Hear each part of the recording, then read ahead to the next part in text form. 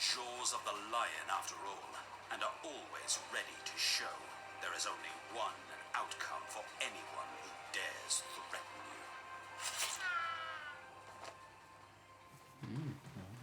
you. Okay, so hello and welcome to the latest episode of the Board Masters with me, Chris Mullins. Chris is here with me once again. Hello there. And if you didn't recognise from the prologue there, we are diving into Gloomhaven Jaws of the Lion. And for this series, we're going to play through the 5 tutorial scenarios just to see how effective they are at teaching a couple of people who are brand new to the game and how well they get us up to speed, basically. So we've got scenario 1 set up, which is roadside ambush. We've got our stickers in place. I am starting as the Void Warden, the human. So we've got some flavour text here. Obviously, everything's going to have the obligatory spoiler warning. So if you want to come into the game completely brand new, then feel free to turn off. But as I said, we're only going to go through the tutorial scenarios. We won't be playing through the rest of the campaign on the channel, but we will hopefully be playing through all of that in time for us to do our review. So in terms of the human Void Warden, humans are by far the most dominant of the races, spreading across the continent like locusts, erecting extravagant cities and disturbing slumbering forces they can never hope to understand. The human society is one of rules and regulations, but also one of great diversity. Due to their intense curiosity and relentless nature, humans can find themselves walking almost any path imaginable. From the obscenely wealthy noble to the unappreciated tavern cook, from the blacksmith forging rugged weaponry to the corrupted pursuance of dark magics. The void is a dangerous and terrible place. Anything that enters it dissolves into a coarse black sand without explanation or remorse. After a near-death experience with the void as a child, which scarred the left side of their body, the Void Warden made it their duty to protect others from a similar fate. Being touched by the void has left more than just physical scars, however. They can channel the power behind the void to manipulate the thoughts and actions of both allies and foes. The Void Warden can also offer powerful boons of healing and stamina, but those gifts usually come at a terrible price. And I'm going to be playing as Valrath, the Red Guard.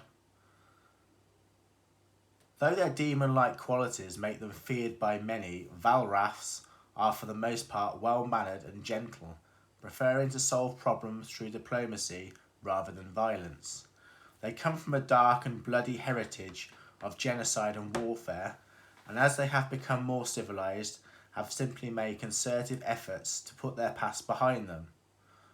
Valraths pride themselves on being able to integrate themselves peacefully into human society, often becoming wealthy merchants or influential politicians. Not every Valrath can be peaceful, however. There is a specific caste in the Valrath capital of Jahinda tasked with protecting the city. It is a prestigious position and one not easily lived up to. Outcast from Jahinda for unknown crimes, the Red Guard found it too difficult to part from their identity as a protector, keeping the distinctive red armour as well as their chain sickle and shield. The only place to find work was as a mercenary in Gloomhaven, and maybe, just maybe, by standing on the front lines and keeping their allies from harm. The Red Guard will find some way to redeem themselves. Not in the eyes of the Jahinda culture, which has permanently turned its back, but at least within their own esteem. Interesting. So obviously I'm going with the mage, the human healer, and you as the Red Guard are the protector and manipulator of monsters. And I think in terms of placing our characters onto this scenario, obviously we have the enemies in place. I'm going to start here because as the healer I feel like I should be as far away from the monsters as possible. I think I'm going to place my Red Guard here. And I've just realised that we're missing a vermling. So I'm going to edit the bit, pause the video there while I just grab another one, because there is a white spot that I missed. So bear with me. Okay, so thanks for bearing with us. I now have the fourth and final Vermling Raider in play, and he, as Chris just said, is far too close for comfort. I'm not happy with that at all. And let's dive back into the Foreteller app for the narration for the introduction.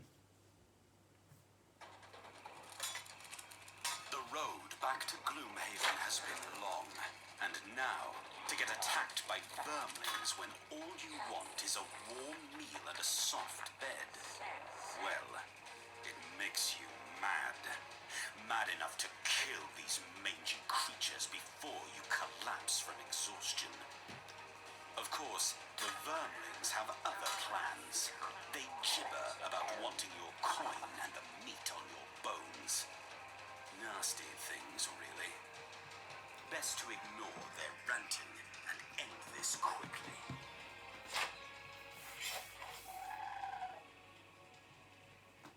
Okay. So that is the introduction to the scenario. We have some special rules. So make sure each character's starting hand consists of their 6 ability cards marked A, which we've done. The Vermling Raiders will act on an initiative of 50 each round.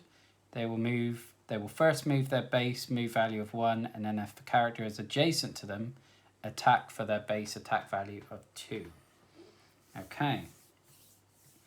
So we're following the Learning to Play guide. So the first thing in a turn is the card selection. So we need to pick 2 of our cards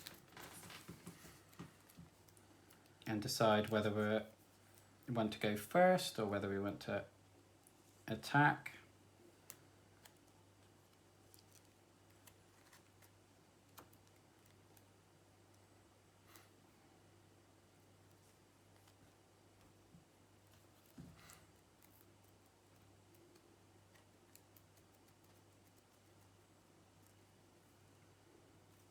Okay. I think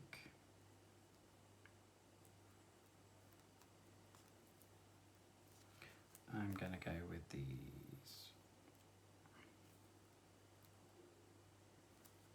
No, which one am I going to go? Have you picked yours, Chris? I've chosen my 2, yeah. I'll go with these 2. Okay. Oh, have I picked them in the right order for initiative though? Oh, it doesn't matter. Okay. Right. So once all players have selected their cards, flip over each character's card to reveal their initiative. So for me, it's 43. You're 38. So you're going to go first. I'm going to go second. And then the Vermling Raider. Okay, so once the initiative order is set, each figure will get a turn in that order. On a character's turn, they will perform 1 top action and 1 bottom action. Their selection of which card to use for their initiative no longer matters. They can use either card first. Fine. Actions may be composed of multiple abilities. Okay. So which action would you like to choose first, Chris? I'm going to choose my Flaming Sickle. Okay. So that is an attack with a range and a ranged attack. So range of 2, which means you can attack any enemy within 2 hexes. Mm-hmm. So presumably... This Vermling here. Okay, so we need to use your attack modifier deck. So anytime a figure performs an attack, the figure must flip over 1 card from their attack modifier deck, which is your little cards. Where have you put them? Are they in your box? They might be in my box, yeah. Okay, bear with us while we get that out and shuffle them up. That's all shuffled. If you want to flip your first one. So plus none, so that's not going to get any additional damage. So you're going to do 3 points of damage to the Vermling number 4. Okay.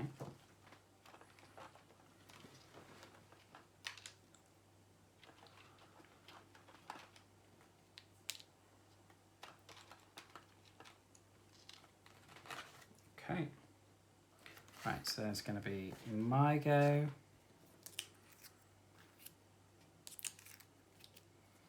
I am going to do an attack with a range of 3. So one enemy within 3 hexes suffers 3 damage, plus modifier. So again, I'm going for number 4. Again, I've got +0. So I'm going to do 3 points of damage.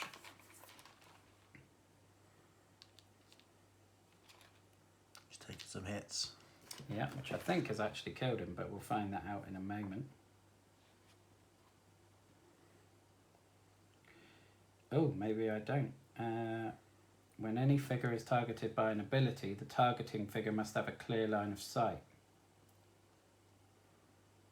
Only walls block line of sight. Okay, so you're not blocking my line of sight. That's fine. Okay, so that monster has died because he's taken 6 points of damage and his hit points are 5. So we have killed that Vermling Raider, which is nice. Okay, so on initiative 50, the Vermling Raiders will now all act. Any single set of monsters will always act on the same initiative. Any elite monsters will act first in standing numerical value. When a monster actor carries out its entire turn. Okay. So before a monster does anything else on its turn, the monster will focus on one specific character to attack. The focus will be the character the monster can perform its attack against using the least amount of movement. So that's going to be you. Okay. In this scenario, once the monster has a focus, it will then move to get closer to its focus. So in this scenario, the special rules, the Vermling Raiders will act on, and they will first move their base move value of 1. So he's going to move there. He's going to move there, and he's going to move there. And that's basically it. Oh, and then if a character is adjacent to them, okay, attack for their base value of 2. Okay. So that's the monster moves. Anytime a character suffers damage, they reduce their current hit point value. If a character ever reaches 0, they are immediately exhausted. Their figure is removed from the map and can no longer participate. Okay. At this point, exhaustion doesn't mean death. Characters will always be fully refreshed at the end of a scenario. But they can no longer participate in that scenario in any way, and if all characters become exhausted, the scenario is lost.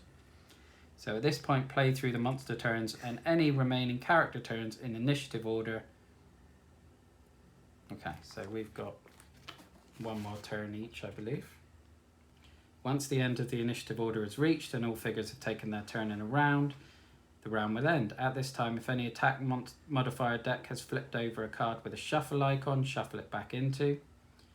Go ahead and play the next 2 rounds, so card selection, ordering of initiative, character and monster turns, running through the rest of your cards. When you're out of cards in your hand at the end of the 3rd round, refer to the final section of the Scenario 1 rules below to learn how to get your cards back. Okay, so let's do that then. So pick our next 2 cards. Obviously we're going to have to start moving. Yeah.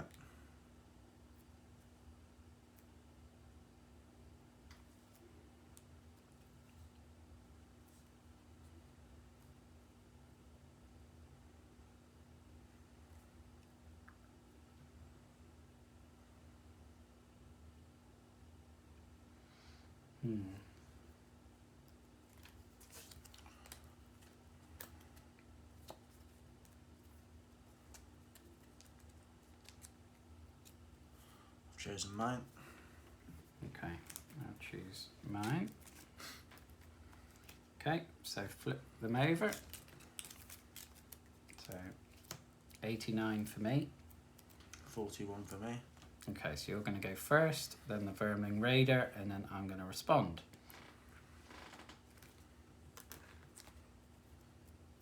So I'm going to use the Shocking Advance, Okay. which means I can move 3. Okay, so you're going to move up to 3. I'm assuming I can move in any direction. Yeah, it's just the ones with green borders are obstacles, so you can't pass through those. I think we were supposed to perform 2 actions on the last turn and we only performed 1, didn't we? Okay. Right, so you've moved, so now you can use the top action on the other card that you had. Which is shield spikes. Okay, so 2 adjacent enemies suffer 2 damage, so that's not going to help. Okay, so then the Vermling Raiders are going to move. They're not adjacent to anyone, so they're not going to attack, so then it's going to be my go. I used these cards, didn't I? So I will move 2 and strengthen. So you or one ally within 3 hexes gains advantage on all their attacks until the end of their next turn. So you're going to have advantage on your attacks next turn. Okay. Which means you draw an extra modifier card. And then I'm going to use 1 ally within range of 3 may perform an attack of 2. But I'm assuming that's only a melee attack, so I don't think that's actually going to happen on that one. So that's that round done. So we've got our other 2 cards left.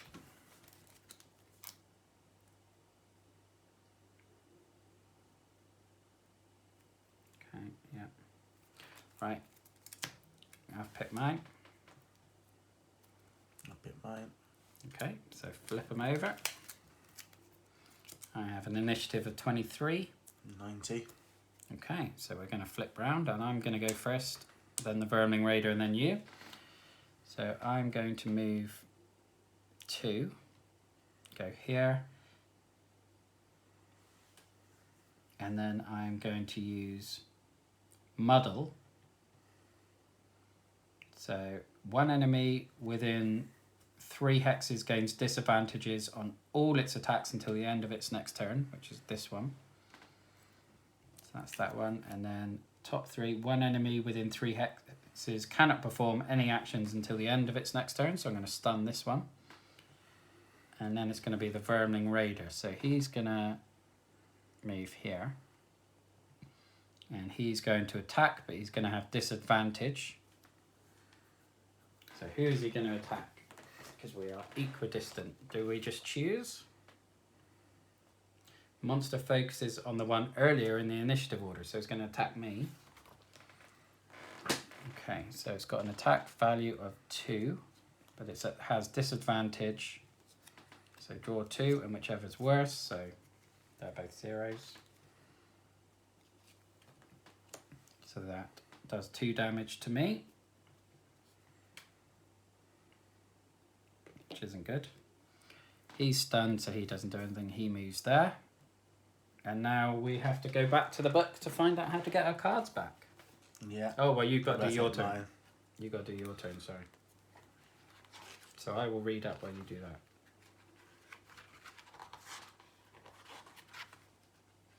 I'm going to use my Blinding Sickle, which enables me to move 4. Yeah. Okay.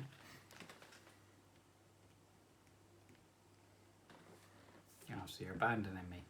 And then 1 enemy within 2 hexes suffers 2 damage plus modifier. Oh, you could. So you've used the bottom one, yeah? Yeah. So you have to use the top one on the other card. 1 adjacent enemy suffers 3 damage. Okay. So that's going to be 3 damage on number 2. And what else does it do on there? Plus modifier and gains disadvantage on all its attacks. Oh, Until okay. the end of its So next turn. do your modifier card, so flip that. +1. Okay. So that is the end of the round. So now we have to do a short rest. So you can get cards back from your discard pile by short resting. If a character has at least 2 cards in their discard pile, they may perform a short rest at the end of the round, so you don't have to wait till your hand is empty. When a character short rests, they take all cards in their discard pile, shuffle them, and place 1 at random on the right side of their character mat in the lost pile. So you lose a card each turn. Anytime a character would rather keep the card that was lost, they may suffer 1 damage to lose a different random card. So you still have to lose a card. So all characters are going to have to short rest now. You need to play 2 cards at the beginning of every round. So in 2 more rounds, when you only have 1, you will have to short rest again. Given enough rounds, characters will run out of cards to play because they've lost too many through resting. If a card is unable to play 2 cards at the start of a round, the character becomes exhausted. At this point, you know everything you need to know to play through to the end of the scenario, which will always conclude at the end of the round, in which either the goal was completed or all characters have become exhausted. Assuming success, you can then read what to do once the scenario is complete on the following page. And if you fail, refer to failing a scenario. Nice. Right, so short rest, so we get our 6 cards back. Shuffle them. I hope we don't draw the biggest, the big hitter. So I have lost Suggestion, which is one that I really did want to have, typically. Okay, and now I'll start picking my 2 cards. And I've lost my Flaming Sickle.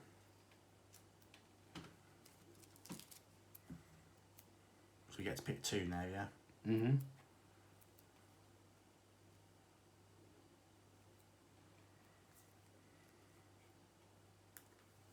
Okay, I've got my 2.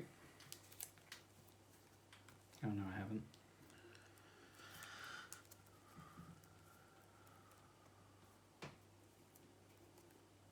Now I do. Okay.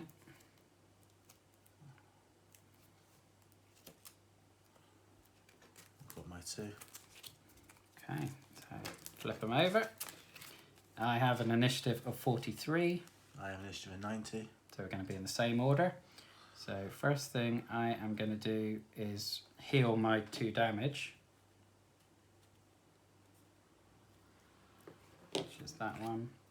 And then I have to use the bottom one, so force 1 enemy within range of 3. Oh no, I've messed that up because none of them are adjacent, so that's not going to help. So I pretty much wasted my turn there.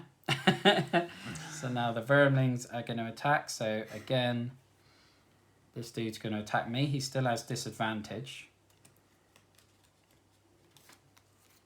And you pick the worst, so he gets -2, so 2 minus 2, he does no damage to me at all.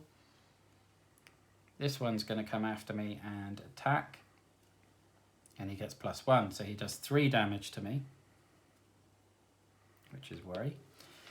And then this one's going to attack you and get -1, so he's going to do 1 damage to you, so you lose 1 health on your dial. And then it's your turn. Okay, so I'm going to use the Shocking Advance. So I can use that. It's that one there. Yeah. 1 adjacent enemy suffers 3 damage. Okay, so he's dead. And then are you going to move back, are you? Yeah. Move 3. Or can I move 4? You move 4 because it's the other card. Okay. So, well, up to 4, so where do you want to go?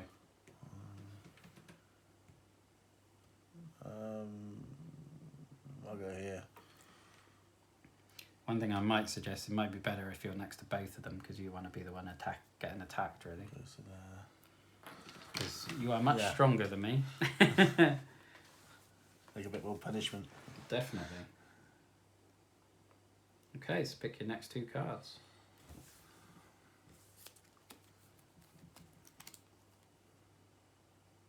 Right, I've got mine.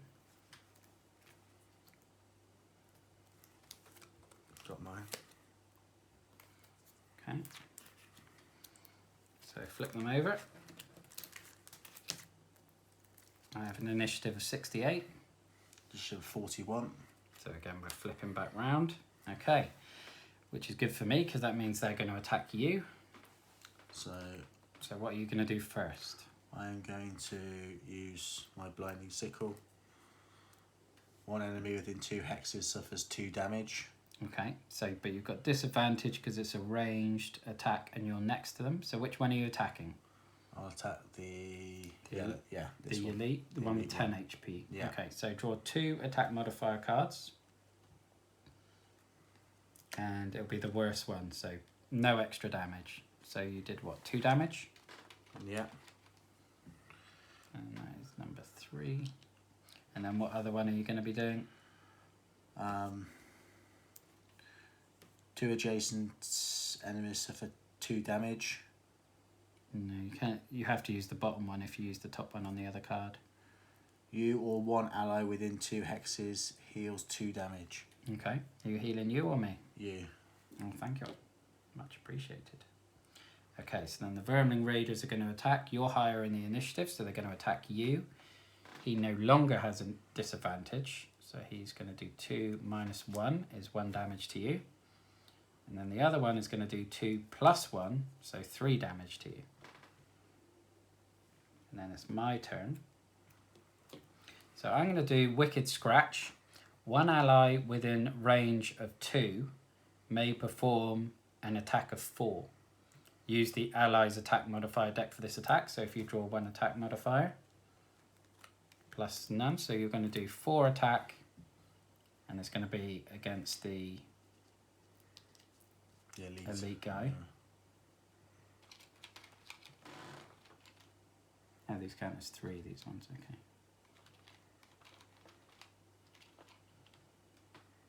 And then on my other one, I am going to use heal on you. So you or one ally within 3 hexes heals 2 damage. So you can heal that. Then we have to rest. So again, we have to shuffle these.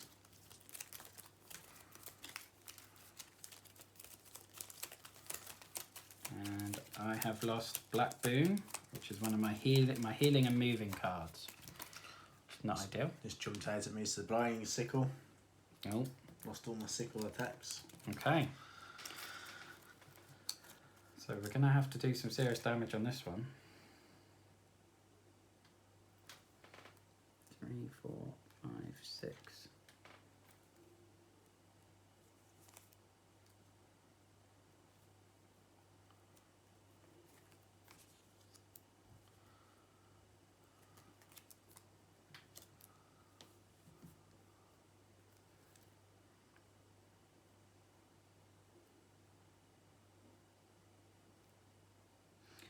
Okay, yeah, I'm going to go with those 2. So, if you pick your 2, Yeah. okay, flip them for initiative. I've got 49. 90. So we have flipped again. Okay, so my first move, I'm going to do turn out the lights, force 1 enemy within range of 3 to perform an attack on an adjacent enemy of your choice. So I'm going to have, let's see, you've got 4, 5, 6. I'm going to have the elite attack this guy. Use the monster's attack modifier, -1, so it only does 1 damage to number 1. And then for my other one, I'll be doing the Wicked Scratch again. So 1 ally within range of 2 can do an attack of 4. So we'll do that against the elite. So hopefully not +0. So that's going to do 4 damage. So that's going to kill the elite. Nice. And then hopefully you'll be able to kill this guy in one go. Yeah, I'm going to use the Desert Knight. 1 adjacent enemy suffers 3 damage. Plus modifier and gains disadvantage on all its attacks. He's got to attack first, doesn't he? So he's going to attack me. So he does 2 damage to me. Okay. So now he's going to suffer 3 damage plus a modifier. So if you draw your modifier, 2 times. That's killed him. That's killed it straight off because that's 6 damage. So we are successful.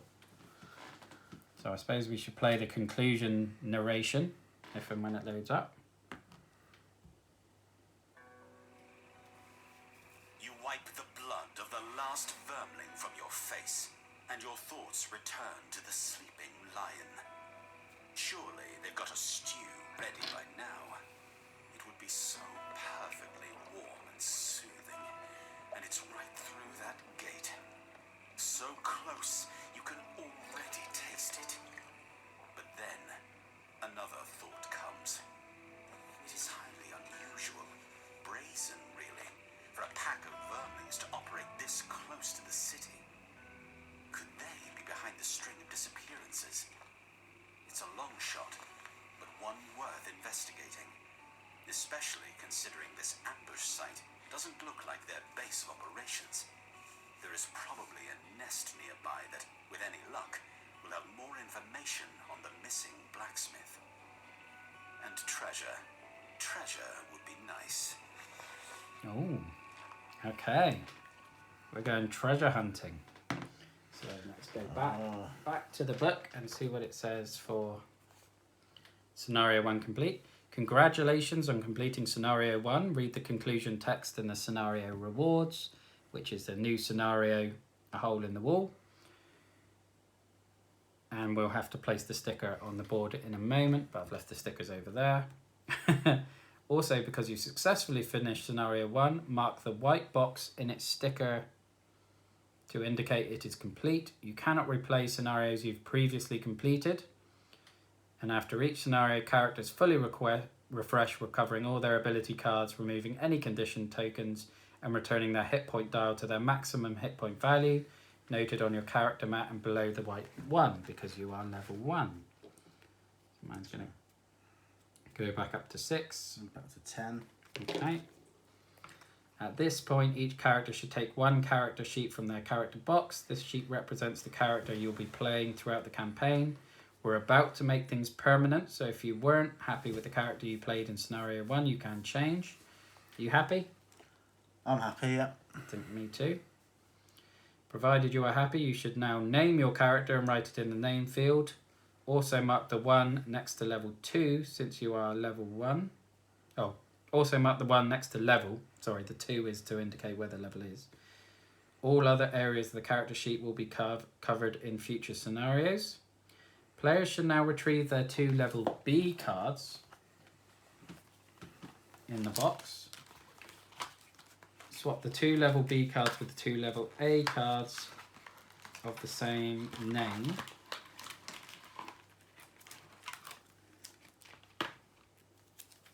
Okay, so that's a B and that's a B. So I need to get rid of Wicked Scratch and Lure of the Void. So I need to get rid of Flaming Sickle and Desert Knight. Where is my Lure of the Void? Must be that one. Okay, so they Go back in the box. go back in the box. And presumably then, that is an upgrade on our previous abilities of those names. Yeah, it's a loot option on mine. Yep, I've got a loot as well. And Lure of the Void gives me a disarm instead of a stun and an attack of 6. Okay.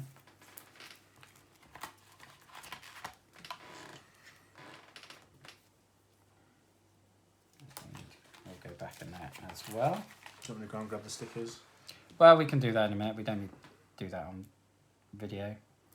And that is it. Now you've recorded everything important, you can continue reading the next page, start playing Scenario 2. So we will leave this video there. As I said, we'll do 1 scenario each week. So next week's video we'll be looking at Scenario 2. And I hope you enjoyed that initial look at Gloomhaven Jaws of the Lion. And feel free to join us next week. Yeah, thank you. Have a good one. Cheers now. Bye-bye.